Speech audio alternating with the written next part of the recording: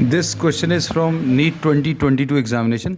Statement of the problem says, in a Young's double slit experiment, a student observes 8 fringes in a certain segment of the screen when a monochromatic light of 600 nanometers is used.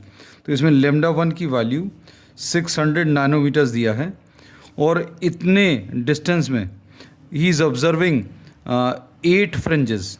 अब इतने distance में 8 fringes. अब suppose ये distance from the centre of the screen is given by n lambda capital D by small d.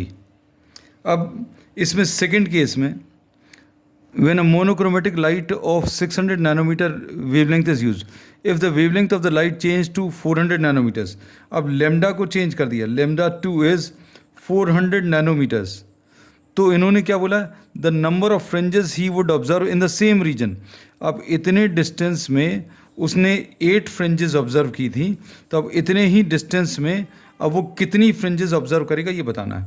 अब distance yn ये constant है, ठीक है. फिर इसके बाद इन्होंने क्या बोला, कैपिटल D और स्मॉल d ये भी कांस्टेंट है, this is also constant.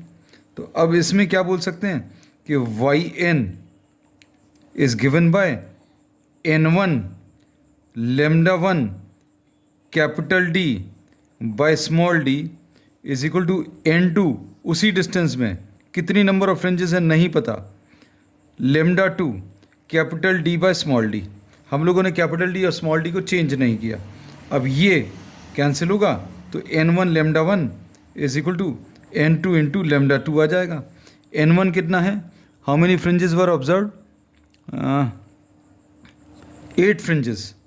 8 into lambda 1 is 600, n2 number of fringes बताना है, lambda 2 इज 400. अब इसमें 0 और 0 कैंसिल होगा.